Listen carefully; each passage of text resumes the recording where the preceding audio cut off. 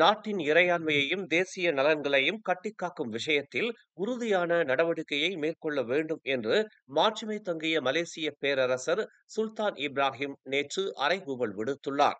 பெருங்கடலின் நடுவில் உள்ள ஒரு சின்னஞ்சிறிய பவளத்திட்டாக இருந்தாலும் கூட அதன் மீதான இறையாண்மையை மலேசியா விட்டுக் கொடுக்க கூடாது என்று அவர் தீர்க்கமாக தெரிவித்தார். அரசாங்கத்தின் நிலைப்பாடு உறுதியானதாக இருக்க வேண்டும் என்றும் அரச தந்திர சட்ட மற்றும் தற்காப்பு வழிமுறைகளின் வாயிலாக நடவடிக்கை மேற்கொள்ளப்பட வேண்டும் என்றும் அவர் வலியுறுத்தினார்.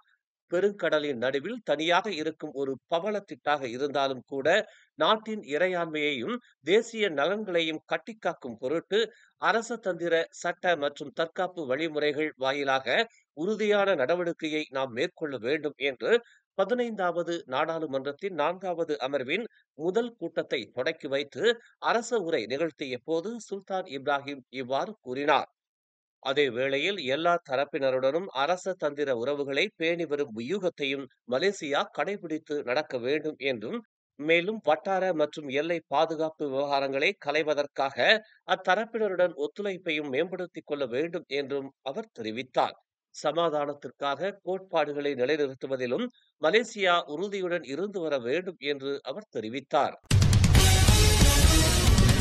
கடந்த மாதம் 24ஆம் தேதி ஸ்லாங்கூரின் பந்திங் கடல் பகுதியில் மலேசிய கடலியல் அமலாக்க முகமையான MMEA அதிகாரிகளால் துப்பாக்கிச் சூட்டுக்கு ஆளான 5 இந்தோனேசியர்கள் போதைப்பொருள் அல்லது துப்பாக்கி கடத்தல் கும்பலைச் சேர்ந்தவர்களாக இருக்கலாம் என்று உள்துறை அமைச்சர் சைஃபுடின் நசுத்தியோன் இஸ்மாயில் தெரிவித்துள்ளார்.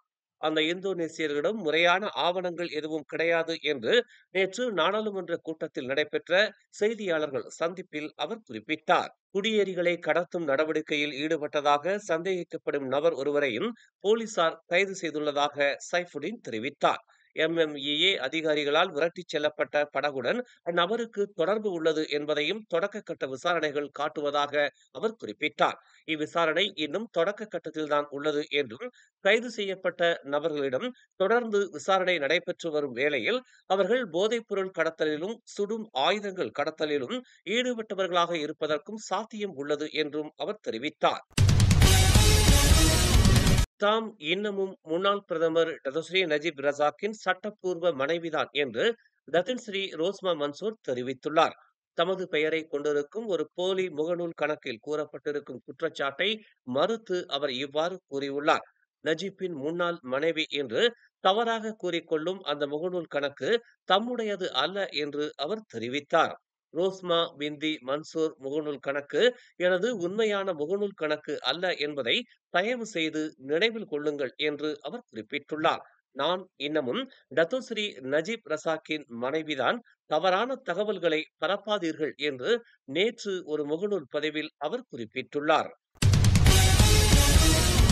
வரும் ஜூலை மாதம் முதல் தீபகற்ப மலேசியாவில் மின்சார கட்டணம் 14 விழுக்காடு அதிகரிக்கும் என்று கூறப்படுவதை பிரதமர் டத்தோஸ்ரீ அன்வார் இப்ராஹிம் மறுத்துள்ளார். எனினும் மின்சார கட்டணம் நிச்சயம் உயர்த்தப்படும் என்றும், எத்தனை விழுக்காடு என்பது மறு ஆய்வு செய்யப்பட்ட பின்னர் நிர்ணயிக்கப்படும் என்றும் அவர் கூறினார். குறிப்பிட்ட காலகட்டத்தில் அதன் ஆற்றல் மற்றும் கட்டண அடிப்படையில் மின்சார கட்டணத்தை அவசியம் அதிகரிக்க வேண்டி இருப்பதாகவும், ஆனால் அது 14 விழுக்காட்டுக்கு நிச்சயம் உயர்த்தப்படாது என்றும் நிதி அமைச்சருமான அன்வார் தெரிவித்துள்ளார். நேற்று செந்தூள் அருள்மிகு தண்டாயுதபாணி ஆலயத்தில் மகா கும்பாபிஷேகம் நடைபெற்றது. காலை 9 மணி அளவில் பக்தர்களின் கூட்டம் அதிகமாக இருந்தது. காலை 11 மணி அளவில் ஆலய கும்பாபிஷேகம் நடைபெற்றது. அப்போது பக்தர்களின் கூட்டமும் நெரிசலும் அதிகமாக காணப்பட்டது. பக்தர்கள் பிரார்த்தனையை முடித்துக் கொண்டு வெளியேறும் தருணத்தில் அவர்களின் கழுத்தில் இருந்த தங்கச் சங்கிலி காணாமல் போனதைக் கண்டு அதிர்ச்சி அடைந்தனர். சிலர் கூச்சலிட்டனர். பின்பு அவர்கள் செந்தூல் போலீஸ் நிலையத்தில் புகார் செய்தனர். பாதிக்கப்பட்ட 4 பேரின் புகார்கள் கிடைக்கப் பெற்றதாக செந்தூல் மாவட்ட போலீஸ் நிலையத்தின் தலைவர் ACP அமாட் சுகைர்னோ முகமட் புகாரி தெரிவித்தார். இச்சம்பவம் தொடர்பாக புலன் விசாரணை மேற்கொள்ளப்பட்டு வருவதாக அவர் கூறினார். இந்நிலையில் ஆலய நிர்வாகத்தினர் கும்பாபிஷேக நேரத்திலும் ஏதாவது விழாக்கள் நடைபெறும் போதும் தகுந்த பாதுகாப்பு ஏற்பாடுகளை செய்ய வேண்டும் என்று பொதுமக்கள் கேட்டுக் கொண்டனர். மலாக்கா சிம்பாங் அம்பாட்டில் அமைந்திருக்கும் ஸ்ரீ மூகாம்பிகை ஆலய கும்பாபிஷேகம் கடந்த 2ஆம் தேதி மிக சிறப்பாக நடைபெற்றது. கோவில் தலைவர் கணேசன் மற்றும் இதர ஆலய உறுப்பினர்களின் முயற்சியில் நடைபெற்ற இந்த கும்பாபிஷேகத்திற்கு மலேசிய அறிவா சங்கத்தின் தோற்றுநரும் ஓம்ஸ் அறவாரிய தலைவருமான ஓம்ஸ் பா தியாகராஜன் உதவி நல்கியதோடு இதில் கலந்து கொண்டு அம்பாள் அருளை பெற்றார். அவருடன் தமிழ் வளர் நிர்வாகி Dato Periyasamy, Dato V P. Shanmugam Pichai, Datin doctor R. Lakshmi Anandan, Datin Nagulambigai மற்றும் வட்டார பிரமுகர்கள், சுற்று வட்டார மக்கள் கலந்து சிறப்பித்தனர். கும்பாபிஷேகம் சிறப்பாக நடைபெற உதவிய நல்லுள்ளங்களுக்கு கோவில் நிர்வாகம் நன்றி தெரிவித்தது. மேலும் செய்திகளை தெரிந்து கொள்ள தமிழ் மலர் நாளிதழை பாருங்கள். எங்களோடு இணைந்திருக்க மலர் டிவியை பதிவு செய்து கொள்ளுங்கள். உறவுகள் மகிழ்ந்திட விருப்பம் மற்றும் பகிர்வு சேவையை சொடுக்கிடுங்கள்.